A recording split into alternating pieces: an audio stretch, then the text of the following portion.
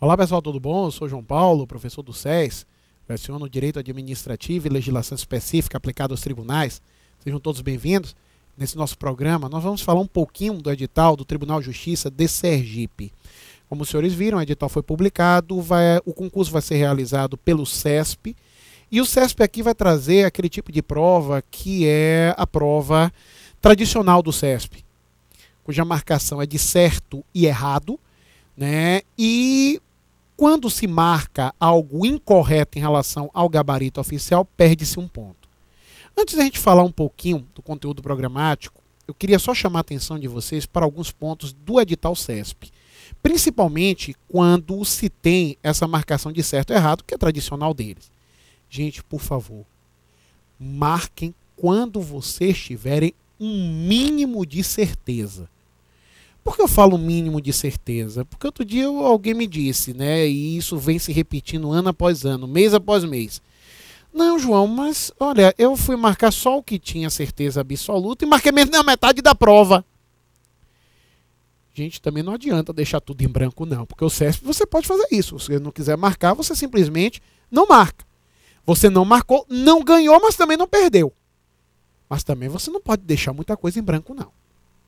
Quando eu digo marque, quando você tiver um mínimo de certeza, você tem ideia da direção daquela questão? Tem? Beleza. Marca. João, eu estou com uma dúvida absoluta nessa questão. Não marca. Não é hora de fazer unidunité. Não é hora de lançar a sorte. Teve o mínimo de certeza, marca lá certo ou errado. Não teve? Deixa em branco. Tá? Mas olha a quantidade de questões que vocês vão deixar em branco. Sobre o conteúdo programático, nós temos a Lei de Organização do Judiciário do Estado de Sergipe e temos o regimento interno do Tribunal. Tranquilos. Nós vamos ter a satisfação de ministrar as aulas referentes a esses dois assuntos no SES. Quando o CESP cobra uma legislação específica, ele traz uma interpretação literal. Então não esperem grandes digressões que sejam doutrinárias ou jurisprudenciais sobre a lei de organização e o regimento interno, que vocês não vão achar. Vocês vão achar na realidade, isso sim, não tenham dúvida, a interpretação literal da lei. Em relação ao conteúdo do direito administrativo, eu trouxe aqui o técnico judiciário e o analista da área judiciário-administrativa. Técnico judiciário, nós temos basicamente o seguinte: noções de organização administrativa. Aí vem centralização, descentralização, concentração e desconcentração. Administração direta e indireta, autarquias, fundações, empresas públicas e sociedade de economia mista. Algo tradicional em concurso público em que se cobre direito administrativo. Acredito que os senhores já estejam preparados. Vai se estudar a desconcentração como uma forma de organização onde há subdivisão interna de uma pessoa jurídica em órgãos que, por sua vez, são centros despersonalizados. E a descentralização, onde há a criação de pessoas jurídicas. A descentralização mais comum é a descentralização chamada por serviços. É através dessa descentralização por serviços que há efetivamente a criação da chamada administração pública indireta. Tá? E aí é porque ele segue autarquias, fundações, empresas públicas, sociedade de economia mista. O item 2 vem ato administrativo, conceito, requisitos, atributos, classificação, espécies, anulação e revogação. Gente, daqui de ato administrativo, cuja importância, e por isso ele é trazido tanto em provas de direito administrativo, o ato administrativo é importante porque é o comportamento da administração. Como é que eu posso saber se a administração atuou de forma correta ou incorreta se eu não sei como esse comportamento deveria ter ocorrido? Por isso que é tão importante o estudo de ato administrativo. O ato administrativo em si não é difícil, não. Dá para fazer com questão, dá para aprender. O único problema do ato administrativo não é nem que seja difícil, mas é uma parte extremamente decoreba, é a parte relacionada à classificação e atos em espécie. Porque essa classificação e esses atos em espécie são extremamente decorebas.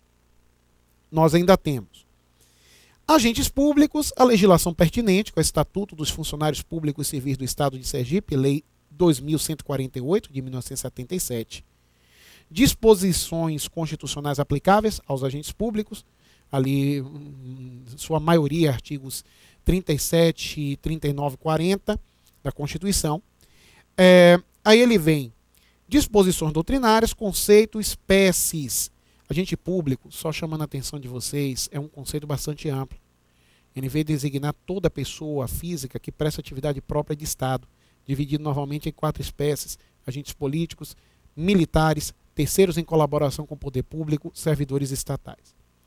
Nós ainda temos poderes administrativos, onde vai se estudar o poder hierárquico, disciplinar, regulamentar de polícia, bem tranquilo. Uso e abuso de poder. O uso é o chamado uso lícito. O abuso é o uso ilícito do poder. Esse uso ilícito vai se dividir em excesso de poder e desvio de poder ou desvio de finalidade. Também tranquilo. Licitação, princípios, contratação direta através da dispensa e inexigibilidade, modalidades, tipos, procedimento. O que é que chama a atenção aqui? É que o edital sobre licitação está um pouquinho amplo. Normalmente, quando se traz licitação para técnico, ela vai ali em princípios, obrigatoriedade, que é o que ele chama aqui, contratação direta, e modalidades. Aqui ele foi além, ele exigiu tipos e fases. Também não é difícil não, tá, gente? A gente só vai ter que estender um pouquinho o estudo, mas nada demais. Nós temos controle da administração pública. Controle exercido pela administração, controle judicial, controle legislativo. Responsabilidade civil do Estado. Responsabilidade civil do Estado no direito brasileiro. Responsabilidade por ato comissivo do Estado. Responsabilidade por omissão do Estado. Requisitos para demonstração da responsabilidade do Estado. Causas excludentes e atenuantes da responsabilidade do Estado. Outra situação que, apesar de quando nós tratamos isso, até mesmo para técnico, nós vamos em todos esses assuntos, mas vamos porque é melhor prevenir do que remediar, melhor pecar pelo excesso do que pela omissão. Então, nessa situação, nós passamos tudo isso, mas também é algo diferente em edital de técnico. Tem um aprofundamento desse na parte de responsabilidade civil e contratual do Estado, mas tenho certeza que vocês vão tirar de letra. Vem o item 8, regime jurídico administrativo, conceito, princípios expressos e implícitos da administração pública. Improbidade administrativa, Lei 8.429, tranquilo. Disposições constitucionais aplicáveis ao direito administrativo, artigos 37 a 40. 11. Isso também, gente, não é comum em provas de técnico. Entendimento dominante dos tribunais superiores acerca dos institutos de direito administrativo. Isso é muito raro de ser cobrado em técnica. Então, vocês sabem que o nível da prova já vai ser um nível mais um pouquinho aprofundado.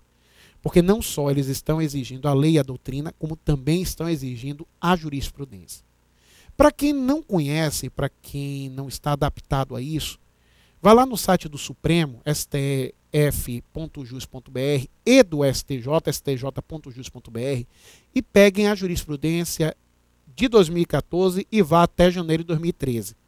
Não precisa ler tudo, não, dos informativos. Leia só a parte de direito administrativo. Tá certo? Que aí vocês vão fazer uma excelente prova. Além disso, o que for mais anterior a 2013, nos livros que vocês estudarem já virá essa definição, essas observações. E vem de analista. Analista é um conteúdo muito parecido com o de técnico, agora é lógico que ele tem algo a mais e a prova será mais aprofundada por motivos evidentes. Aí nós temos Estado, governo e administração pública, conceitos, elementos, direito administrativo, conceito, objeto, fontes, ato administrativo, conceito, requisitos, atributos, classificação, espécie, extinção do ato administrativo, cassação, anulação, revogação e convalidação, decadência administrativa, poderes da administração pública, hierárquico, disciplinar, regular e de polícia, uso e abuso de poder, regime jurídico administrativo. Aí nós temos conceito, princípios expressos e implícitos da administração pública, responsabilidade civil do Estado, evolução histórica, responsabilidade por ato comissivo, responsabilidade por omissão, requisitos para demonstração, causas excludentes e atenuantes, reparação do dano, direito de regresso. Aqui já entra serviços públicos que técnico não tem, conceito, elementos, forma de prestação e meios de execução, delegação, concessão, permissão, autorização, classificação, princípios, organização administrativa, Centralização e descentralização, concentração e desconcentração, administração direta e indireta. Autarquias, fundações, empresas públicas, sociedade de economia mista, entidades paraestatais, terceiro setor, serviços sociais autônomos, entidades de apoio. Controle da administração. Nós temos o controle exercido pela própria administração, judicial, legislativo, vem improbidade, entra em processo administrativo, a Lei 9784, com a lei federal, licitações e contratos administrativos com a legislação pertinente, a Lei 8666, a Lei 10.520, aqui se cobra a Lei do Pregão, o Decreto 7892, que é o Sistema de Registro de Preços, a Lei 12.462, que é o regime diferenciado de contratações públicas, chamado RDC,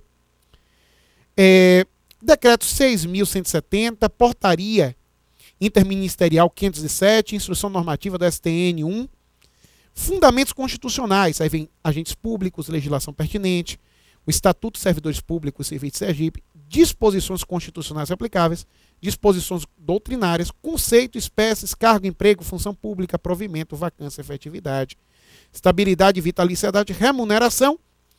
E, por último, responsabilidade e processo administrativo e disciplinar, disposições constitucionais aplicáveis ao direito administrativo e o entendimento dominante dos tribunais superiores acerca dos institutos do direito administrativo. O que é que chama a atenção nesse conteúdo programático, pelo menos do direito administrativo, que é a nossa área?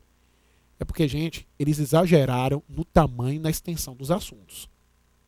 Tá certo? Vocês viram como foi para técnico, para analista, ainda você tem uma profundidade maior.